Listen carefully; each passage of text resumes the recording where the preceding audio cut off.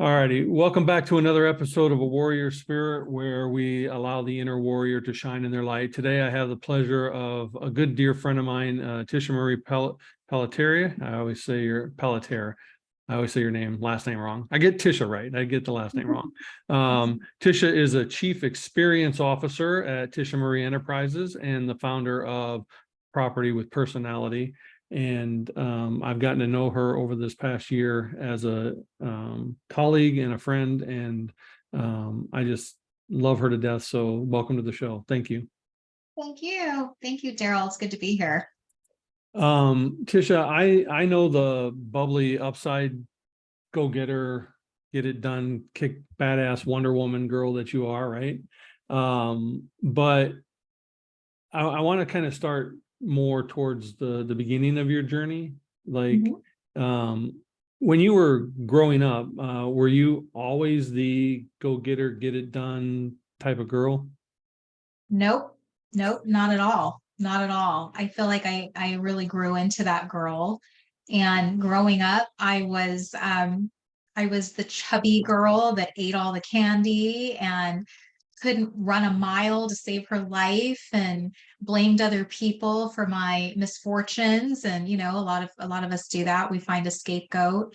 And just I wasn't really the confident girl that you probably see nowadays. I felt like I had a lot of insecurities, especially being this overweight girl, and just still trying to find myself. I think we're all trying to find ourselves. And I just remember one of the pivotal parts in my journey was when I wouldn't say I was in junior high, and I was wearing a pair of white jeans and a t-shirt. And I went to my cousin's house, and my aunt came up to me. So this is my mom's sister. And she said to me, I really, really like your outfit. I really like your shirt, but I think if I borrowed it, it'd be way too big on me. And that was really this moment for me. And I know a lot of people, if they hear a comment like that, they might spiral out of control. They might go and binge more. They might eat more.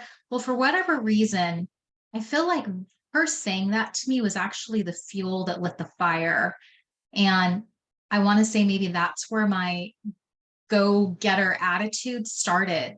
So I was about in eighth grade, and I kid you not, I went to my girlfriend and I just said, hey, Christy, I know you have the Cindy Crawford DVD, actually not even DVD, VHS. I don't even know if DVDs existed back then, like back in like the late 80s, early 90s, but I said, I really want to borrow that. And she was like, sure, I'm going away for the summer, take it for 3 months. I'll get it when I get back. And I remember, Daryl, religiously every single day working out to Cindy Crawford and starting to change my attitude, starting to change this, mom, you're at fault. You fed me all the junk food and now I look like this. I started to really own that and really started to change it. And that's the thing, is so many of us, we want change, but we're not willing to make the change. And so we sit in our pity and we sit in our wallow and we're just like, it's never going to happen for me. I know lots and lots and lots of people like that of all ages. And I'm like, oh, if you really want it, you will make it happen. You really, really will. And so that summer, I lost about 25 pounds, and I probably weigh the same amount now, that I did back then, like at my heaviest. And I remember I'm in like seventh, eighth grade. I'm shorter. I'm still short, but I was a very stout girl. And, just this whole thing of not even being able to run a mile without huffing and puffing and having to walk the whole thing and just being like so exhausted. That's the time of your life when you really should be healthy and you should be running and you should be super active. And I just was not any of those things. And it really changed it. And, it's funny because my cousin and I will talk about this story, and she actually went to her mom, my aunt that said that, and said, that was so wrong of you to say that to her. And you know what her response was? Well, it got her to move, didn't it? Wow. Yeah. And I will always remember that story. Yeah. Well, Tony Robbins says that, nothing happens until the pain of change is less than the pain of staying where you are. Yeah. So were you an emotional eater as a child? Were you, I mean, what do you attribute the extra child weight to? Wouldn't say it was an emotional eater type attitude. I think it was more just lazy boredom. Is a lot of times it was summer break, and my parents were working parents. My dad worked for Intel, my mom worked for the VA hospital. So it was just my sister and I, and we were just bored. I mean, 3 months for a summer break. That's a lot of junk food. And my mom, God bless her, like she's like, I'm gonna make it so easy on the babysitter. And she would give us tater tots, pizza, ice cream, all the junk food that you could ever possibly want as a kid. And so we didn't learn healthy eating habits. My parents were not around, and so we were always with this person who was really in control of whatever we ate. And so I really do feel like it was just what do? You sit here and you eat.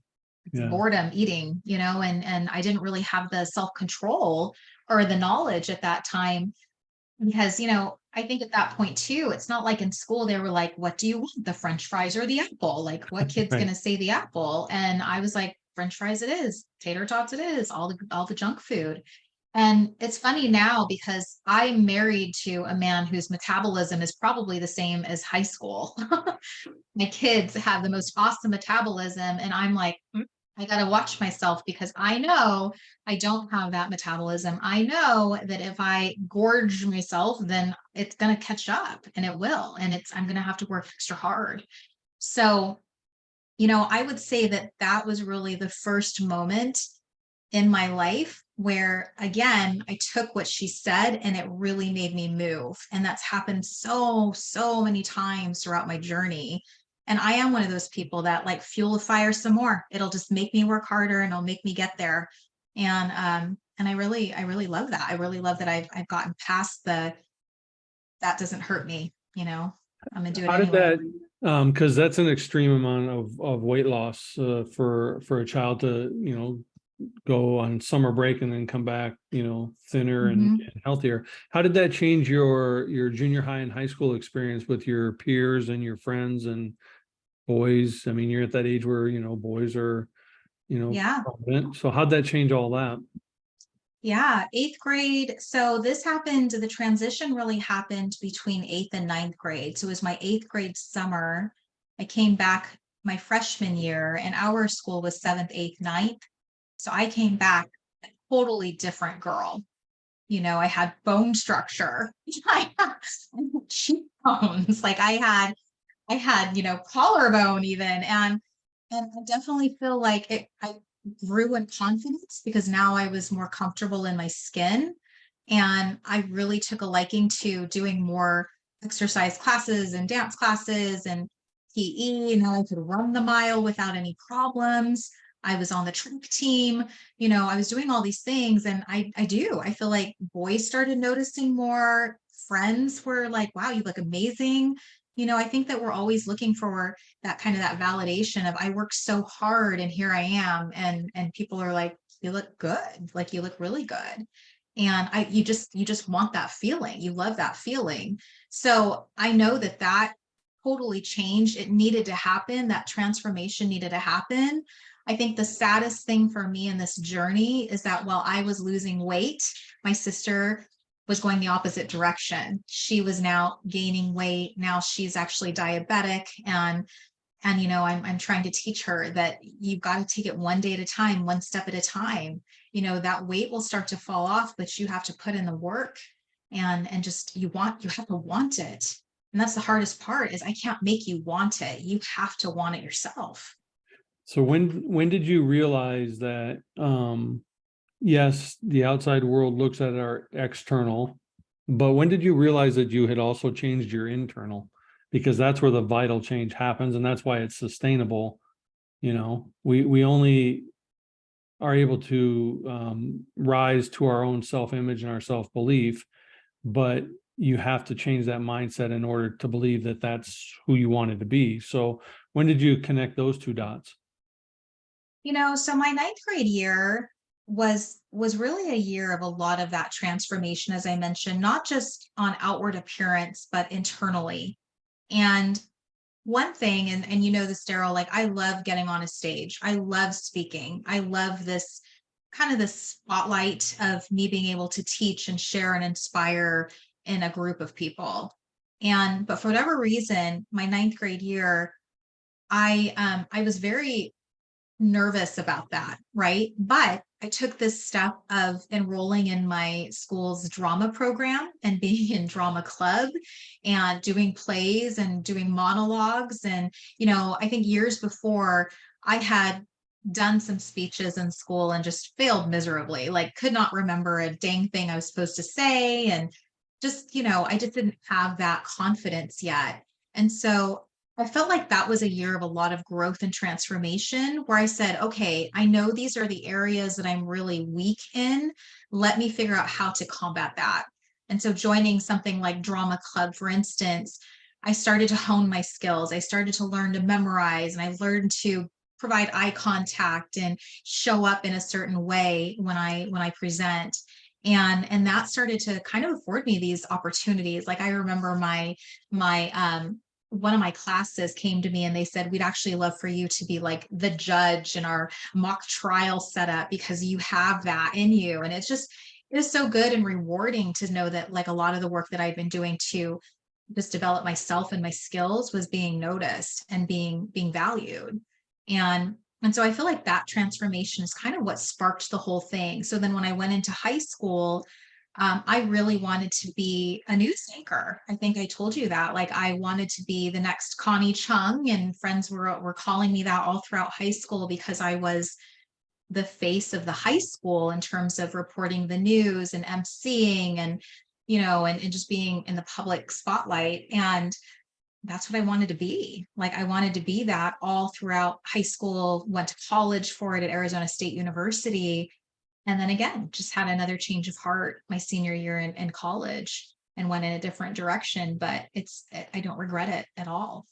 You said both of your parents were workaholics or always working, so it was just kind of Mhm. you and your sister. Growing up in that kind of environment, how was your relationship with your parents and how did it change as you began to change? You know, honestly, I don't feel like I can remember much about my childhood with being with my parents because they were working so much and they often had different schedules. I would say that my relationship with my mom has always been very strong. Well, I don't know if I can say strong every year. High school was a little bit trying experience with the two of us. Yeah. But I would say that she's always really remained in my corner, and I would say that just truthfully, my sister and I, our mom was like mom and dad. Like my mom was everything. She would take us on camping trips. She'd take us to church. She'd take us all over. She would be the one battling roller coasters with us, even if she didn't want to. My dad was usually the type that like, I'll drop you off, I'll pick you up later. Like he was never really involved in our life. And even now, so I think you know that too. Like he's not very involved, even though he's still in the family. Like yeah, we don't have that great relationship. But my mom and I have always been very close, except for the 1 year or two in high school that we really butted heads. Um, but yeah, it's been good. Like it's been good. I would say though that I've learned a lot about their parenting style versus how I want to raise my kids. And I did not choose to take a full-time job. I've always been an entrepreneur ever since my children were born. And so I feel like I've really had that luxury to be able to be here every step with them, be here with them, you know, pick them up from school. So they didn't have the same childhood as I did. And you just celebrated an anniversary. So how long have you and your husband been together? Yeah, so 19 years together and well, 19 years married and 26 years together, which is a long time, more Yeah. than half my life. That's awesome. And but even in that new enlightened version of Tisha, the marriage wasn't sunshine and roses always either, was it? No, you know, I think we talked about this with love languages, and my love language has always been like words of affirmation, acts of service, touch, those types of things, where Sean has always been quality time. Sean is my husband, of course. And so the biggest struggle that I've always had in our marriage is I wanted the cheerleader. I wanted the person that like busted out the confetti and said, I'm so super proud of you. And I know this is taking time and I know you're going to get there. And I never had that with Sean. I'm starting to have it now, but earlier on, when you're starting a business and having these babies and your baby is your business too, it's just like, I just need a break. I need someone to validate that I'm doing okay where I'm at. And I think Sean has always been the type that's like, but I financially support. And I'm like, I don't care. I need the emotional support. I need the hug. I need the, you're doing okay. Like, I just need that kind of support. And I didn't really feel like I had it throughout our marriage, throughout running businesses, throughout, having the children. I really was longing for that. And it really put a dent in our marriage. It really got me questioning if this was the marriage I wanted. And so, I've shared very publicly that 2017, I really was faced with a lot of tough choices. Here I am, I'm dealing with something very, very just, painful in business. I'm going through fraud. I'm looking for the support. A lot of men are giving me that, hey, I love you and you're amazing and you're so this. And I'm just like, "Hmm." So there's temptation kind of sets in too, where I'm like, do I want Sean? Do I want this? Do I want this? And I really just had to make a choice. And I'm so forever, forever grateful that my best friend Gwen was like, girlfriend, sits me down, girlfriend, that's not what you want. I know you think that right now that's what you want, but it's not what you want. Like your marriage, your family, your life, work on that. Like don't throw in the towel, work on that. And she was right. Like she was absolutely right. So I had to get through a lot of sticky spots and rough patches to get to the other side. And so many, many women. I used to run a mom entrepreneurs group, Daryl, called the Mommy Club. I kid you not, I would say half of my members got divorced. Wow. It was a very staggering number. And it was lack of support. He doesn't love me. He doesn't understand me. He doesn't know why I want to do this business in the first place. Like he'd rather I go back and get the job. So a lot of women were feeling the same type of emotion that I was. And I chose to kind of just go, okay, well, I'm going to just keep going with it. My family means that. They You deserve it. skated over the word fraud pretty quickly. Yeah. Can you tell us that story and how it was a pivotal, basically come to Jesus moment in your life? It was a come to Jesus moment, but I felt like it was also the answer, if that makes any sense. I Sure. really feel like Jesus was like, I'm going to make you go through some pain and you're not going to like it, but it's going to be worth it. It will be, I promise you. So I should back up in my story. So I started business in 2004, Daryl. I had a marketing company, and then 2010, I launched an event management company with Gwen, who's my business partner and best friend. And then I also was running a mom entrepreneurs club at the same time, because here I am, I'm a mom and I want to find my tribe. And, it was kind of this, you should lead it. Okay, I'm listening, I'll lead it. And so I had three businesses running simultaneously, and this was in my 30s, and I was not healthy. I didn't feel healthy. Not that I was like gaining weight and such, but just healthy. I just didn't feel. I was running ragged. I was very neglectful in my priorities. And in 2015, I missed a very important part of Caleb's life, where I had planned an event, and then he ended up playing in the state chess championship when he was in first grade, and he took 11th in state. And I missed the entire event because I was here at my event. So work was first, my kid came second. And I didn't have a really good feeling about that. And so it caused me to really shift everything that I was doing and really question if the path I was on was really the path I needed to be on.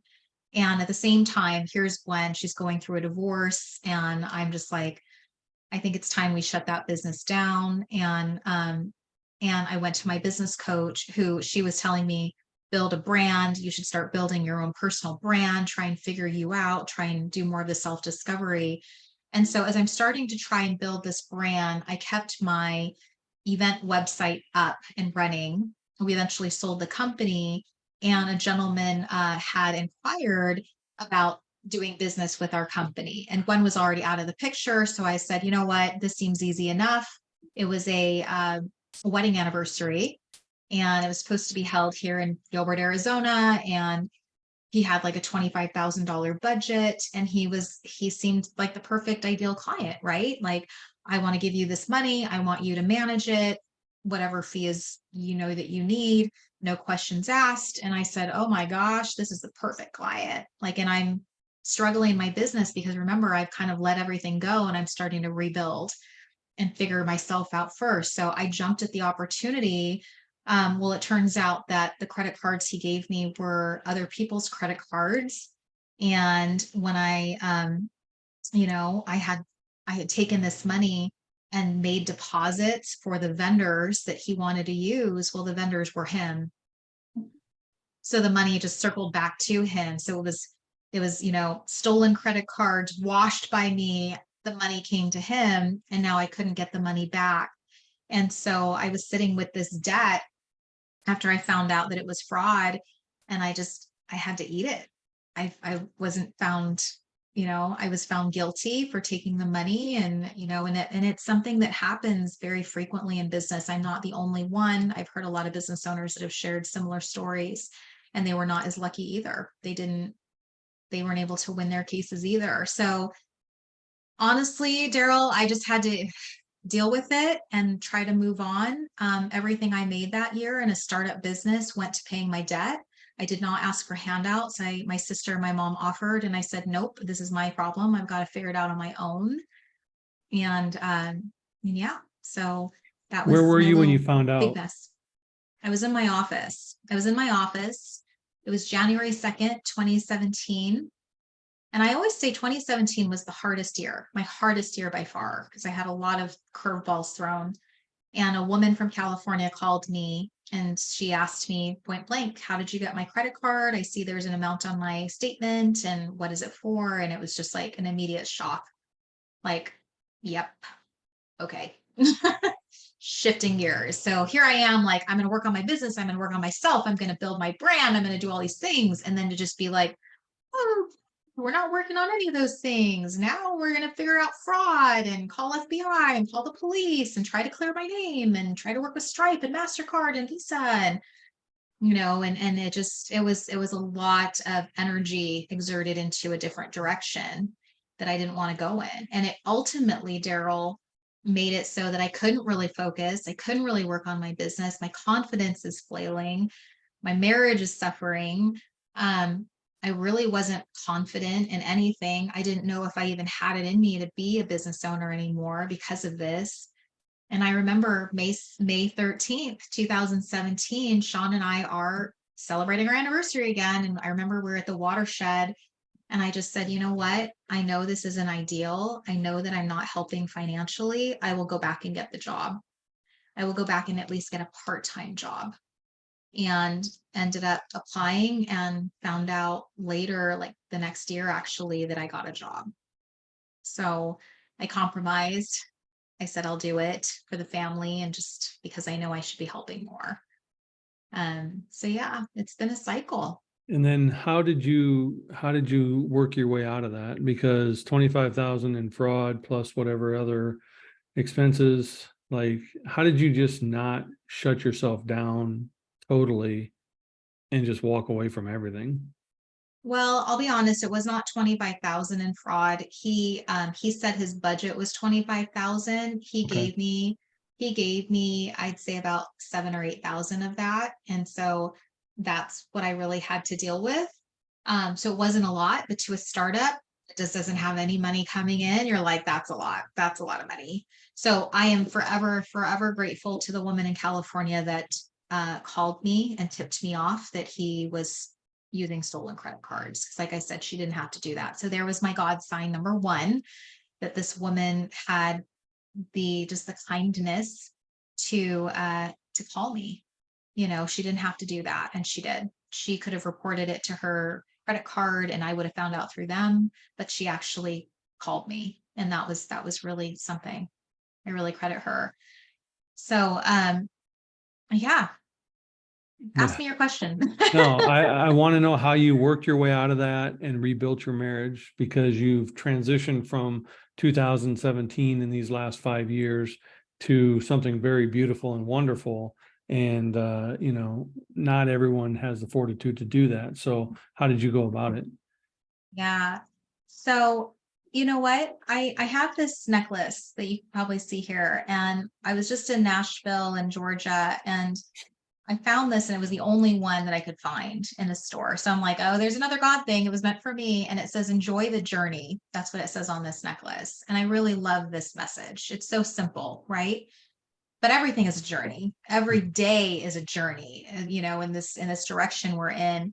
And so when I'm here in 2018 now, I've got the job.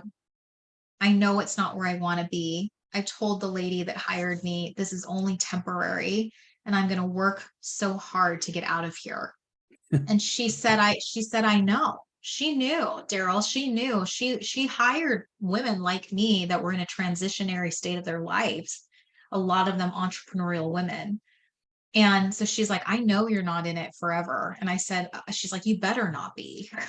Mm. And I said, you're right. Like, I'm going to bite my tongue. I'm going to hit my head against the desk, but I will show up.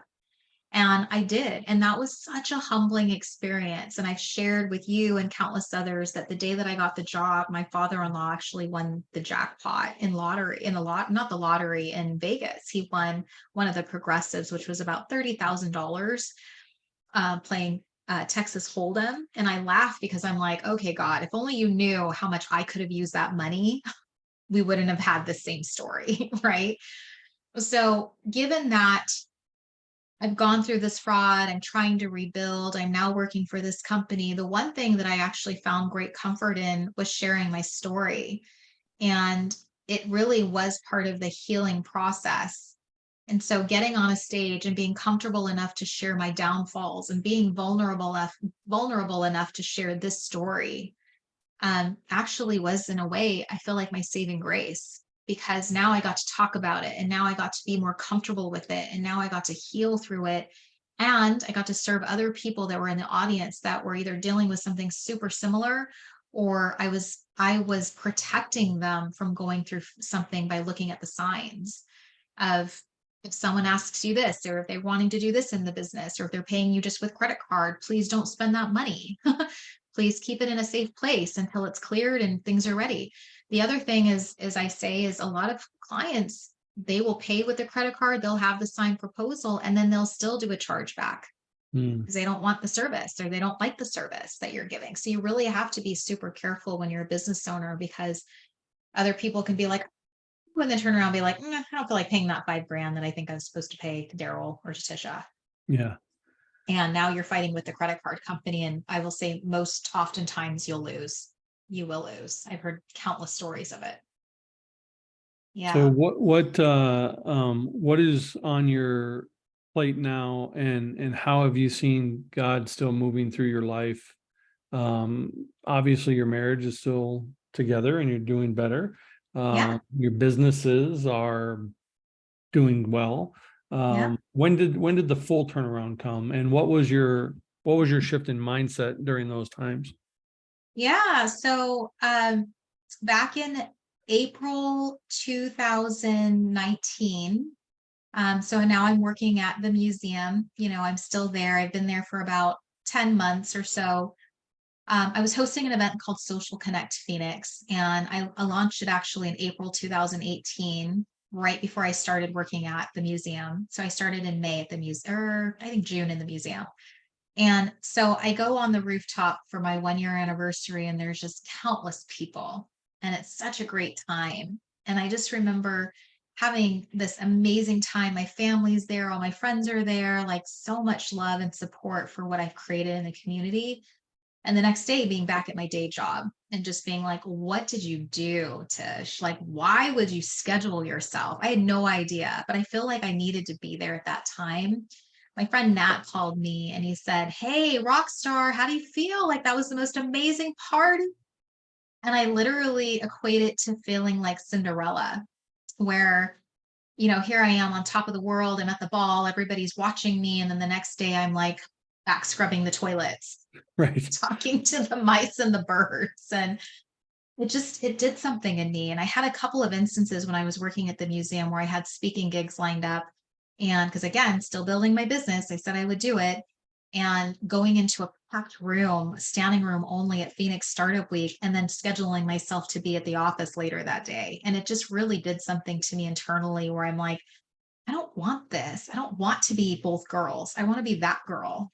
And ended up quitting, going into my boss's office later that day after I said I feel like Cinderella, and just saying I'm done. Like I walk in, and actually my exact words to her was, it's time for me to go. And she was like, okay. Okay. And so here's another sign. She said, you know what, Tisha, we were actually thinking we needed to let you go because we ran out of funding for your position. And it was just perfect timing. Honestly, it was God's timing. It wasn't my timing. If it was my timing, I wouldn't have taken the job in the first place. I would have won the jackpot. Right. So how did Sean feel when you came home and said, honey? Well, I was like, oh, well, I think Blow actually was a little softened when I told him that they were going to let me go. Hmm. So I said, you know what? I made a decision. I left, but in my defense, they were going to let me go. And he was like, okay. And it's funny because throughout our journey, I've always gone to Sean and said, maybe I need the full-time job. I do remember saying that to him at one point, probably in early 2017, when I was still dealing with a lot of this stuff, and just saying, hey, there's a job at ASU. It's at Sky Song. I should take it. It's kind of lower entry, but I think it'll be good. I was trying to justify all the things, Daryl, like I could take this job. The kids will have ASU tuition. I mean, they were still in elementary school, and here I am talking about college. And I just remember, and I love Sean for saying this. He's like, is that really what you want? He's like, think about everything that you'll have to really give up. If I'm working full time and you're working full time, and now you're driving clear up to Scottsdale and you got to be there by 7 a.m. and done by 4, the traffic, is that really, really what you want? And I really had to think hard. And I had made it past interviews, and luckily I didn't get it. I think it was another God sign of, you don't need this, you don't want this, just trust me, like it'll all work out. So this whole thing, the God story, is really more about trust and patience. And I've learned so much of those two things throughout this entire journey that, you know, once I left this job, and now I'm on my own, and now I'm actually getting paid speaking gigs, and I have this plan for 2020 and Social Connects growing strong, what happens? COVID. Mm-hmm. Shuts everything down. Shut everything down. And for a girl who had a business and live events and speaking gigs on stages, like it really did a number on my business. So here I am, based again in March, April 2020. Everything I worked so hard for, Daryl, is no longer in existence. It's, hey, Tisha, will you do a virtual event for me? Hey, Tisha, will you speak for free at this virtual Zoom event? And I just had to say yes. I was like, what am I supposed to do? What am I supposed to do? But what it did was it really, again, made me trust that this isn't the end all be all. Everything's going to work out. I'm pretty resourceful. I'm going to go back to everything that I know and figure out how to pivot. And I did. And I started pivoting to helping people with building their personal brands, because it was a journey I also had to go through painfully, uncomfortably. And that's how I started to kind of pull myself back up while these other things were put on hold. And as I mentioned to you, realtors actually became my clients because I happened to be working at a co-working space tied to real estate. So that was just kind of a nice place to be at the time. And then I decided to get my real estate license in 2021, and worked for a brokerage, and then finally went to this new brokerage that I'm at now. And I mean, gosh, if that wasn't serendipitous, I have no idea. I walk in, the broker's like, I like you, I want to hire you. He has Costa Rica banners all over the place. I'm like, how'd you know? You want to move to Costa Rica? And he's like, oh my gosh. Like, he even tells me to this day, he's like, you're never going to leave us. You know that, right? Yeah. So it's nice to be Well, valued. yeah. You've spoken a lot about your God story and your God journey. But I also know you at one point didn't have as close a relationship with that faith that you do now. Mhm. what was life like a little before that? And then how did it transition to surrendering to, you know, the will that you're surrendering to now? Yeah, well, prior to that, growing up, I grew up Catholic. I did not have a very strong faith relationship whatsoever. I've shared that I actually never spoke to God in the way that most do. I did the Lord's Prayer and then went to bed. That's it. I did the rosary. That's it. Like that was the kind of relationship I had. And I don't really feel like at a young age I had much of a choice. I had my mom, who's a very devout Catholic, who would bring my sister and me to church. My dad was not part of that picture. And and so I really feel as I got older and started my own family that I was growing a lot more in curiosity of what else is out there, right? And I wanted mentorship. I was longing so much for mentorship, not just in business, but in life. But I was looking for people who were actually in my shoes or miles ahead of me. And I couldn't find that in the church I was going to.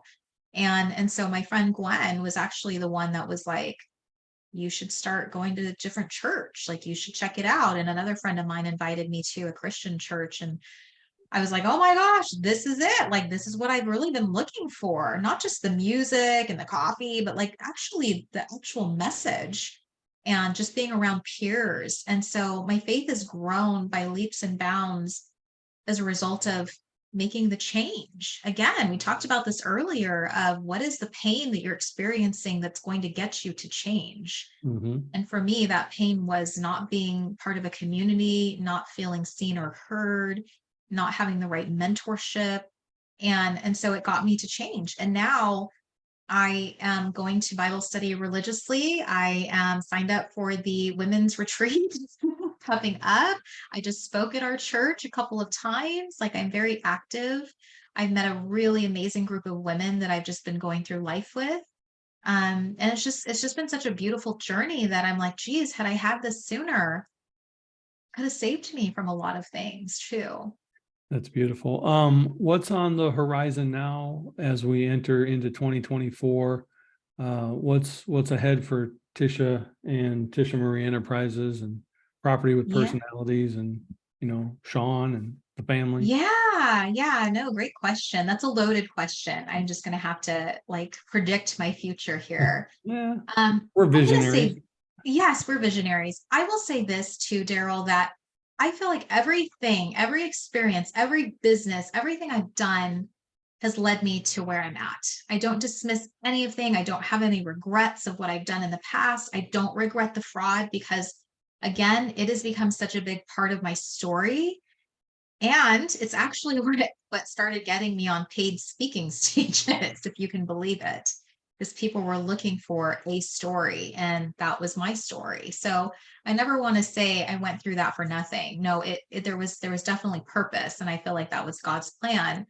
But in 2024, like I met with my business coach yesterday, and I finally just said, I'm really at a place where I feel like I can coast and I don't have to be scared or stressed or freaked out.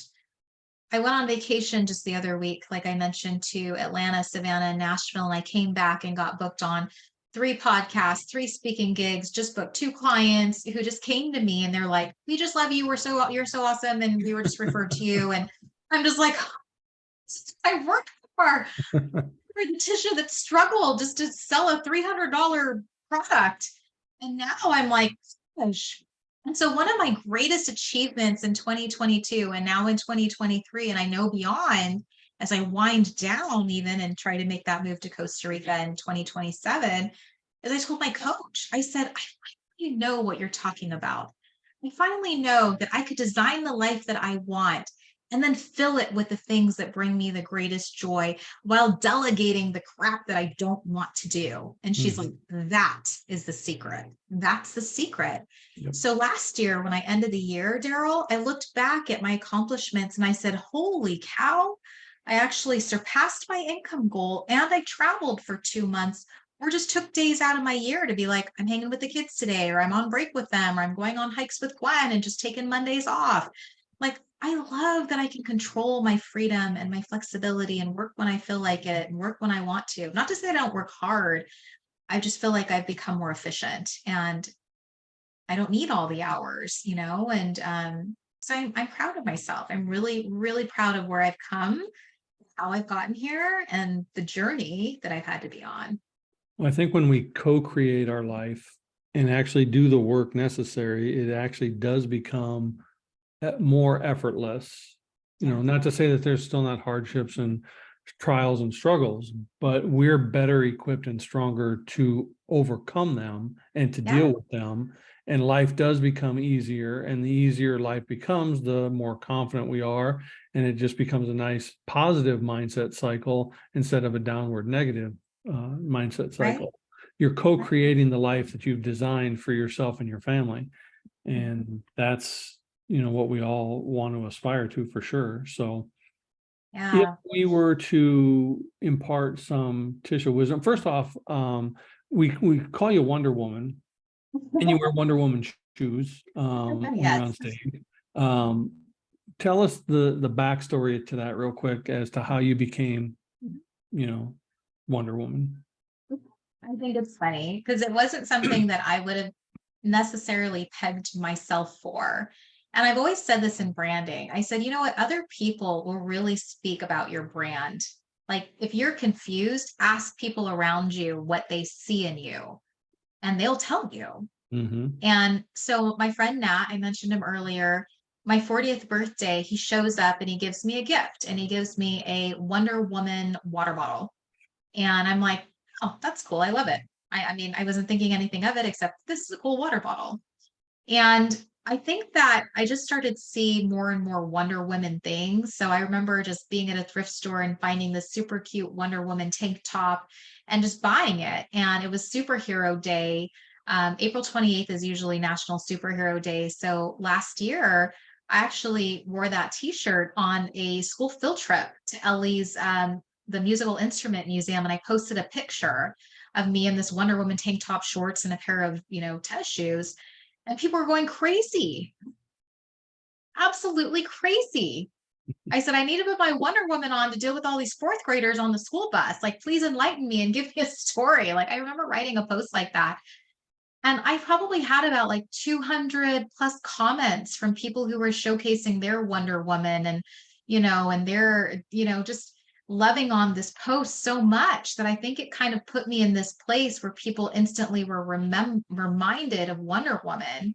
That from that point on, I was getting on a speaking stage. I wanted to brand a little bit differently and wear comfy shoes. And lo and behold, I go online, I find a pair of Wonder Woman Chinese Converse, not even real Converse, and I wore them on a stage. And so from that point, every single gift I've gotten has been Wonder Woman focused. And I have this little girl right here who's sitting there, and you probably have seen her, but this is like Oh, my Wonder Woman bobblehead nice. that looks like Tisha, that has my Yeah. logo and has with a touch of badass. And, you know, and I remember being on a call with another branding expert. I was interviewing Rachel Jenks. And I said, you know what, Rachel, I never would have pegged myself as Wonder Woman or Wonder Tish or all these people that have said that I remind them of this persona. And she's like, you want to know something, Tisha? If you think about the movie, she's like, Wonder Woman, her greatest strength was that she loved like with her heart. And she's like, so I can see why people equate you to Wonder Woman because you have that big servant heart too. Mm-hmm. Like you're badass, you're warrior, like you're the strong female. And she's like, but you also have a very big heart. And so she was actually the one that kind of shared that. So I was like, okay, if you're saying that, then I'll take it. Yeah, I definitely see the persona in you simply because I know you personally and have seen behind the curtain. You do give and lead with your heart.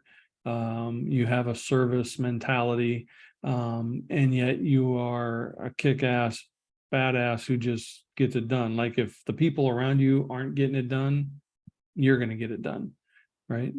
Yeah, I'm working with a client right now, and after 3 sessions together, I'm like, what you're telling me you're doing is really what you want to be doing. I called him out on it, and he's like, I need you to call me out. I'm like, I'm gonna call you out. And he even said, it just made me laugh. He's like, I need you to kick my ass. I'm like, in a pink dress? He's like, in a pink dress. You know, I work with a lot of men who just are like, I need someone to just like shake me up a bit and tell me what I'm doing and strategize and then come up with a plan and like go to bat for me. And I'm like, oh, I'll be that girl. I can be Yeah. that girl. Yeah. It's Yeah. fun. When I was helping people get their doctorate degree at Grand Canyon University, I used to say that all the time. I have a set of boots and a set of pom-poms, which are we using today, right? Yeah. And Yeah. you just need to give the hug when they need it and give the kick in the ass when they need that too. So Mhm. Yeah. if you were to impart some Tisha wisdom to the audience listening, how would you say they could go about leading their best life? Yes. So I would say this, that you are a unique soul. You're not for everybody. I say that quite a bit. And that's the lesson that I really, really had to learn, because as someone who has a big heart, always wants to please people, always wants people to like her, I had to get over it. I really had to get over it. And I had to say, not everybody is my people. And you might have seen, Daryl, I bought a shirt at Five Below that said, I'm not for everyone. And I wear that to a lot of my speaking gigs and just being around. I should probably start wearing it out networking, in fact. Yeah. You Well, know, it's that authenticity that draws people, you know. You're yeah, supposed to not be for everybody. yeah, Because yeah. if you're for everybody, then you're not being authentically who you are, Mhm. and then you're not serving anybody. Right, right. So that would be some wisdom that I'd share, is that I know that right now you might be thinking that I have to say yes to everything. I have to do everything. I have to be this person for these people. And I'm like, no, no, no, no. Just go out, be you, be authentically you. Don't back down from who you are, who you're being called to be. Because if when you show up as that person, life, things become easier. They really do. It becomes more seamless for you. If you keep hiding who you are, you have that internal struggle. Others see that. There's a very big disconnect. Mhm. So I always say that, I was like, lead with who you are, always, always, because the right people will always really admire that about you. And that's how Mhm. you're going to find the family, the friends, the tribe, the community that you want to be around. And I think that life's too short to be around crappy people. Yes, right. Yeah, and we get to choose that, you know, We do. We get to whether we, choose. yeah. And it's Mhm, okay. Sometimes no is a full sentence. So mhm. I asked the same question to all my guests. What does a warrior spirit mean to Tisha? Oh my goodness. So a friend of mine just said this today too. It's that always having the never stay down, never just don't stay down mentality, that you can always rise to the occasion and you can always get back up no matter what life hands you, no matter what circumstances you're going through. I always say that that's a temporary. That's a temporary. You know, that you can always get back up and tomorrow really is another day. And if you believe that, if you're a warrior, you know that you're going to fight some battles and you're going to have some triumphs. So Well, I love don't that. just stay in the battle zone, like get out of there.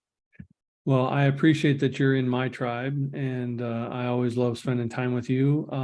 I appreciate all that you're doing, and I look forward to, you know, what 2024 brings. And when you get to Costa Rica, I know you'll have some visitors for sure.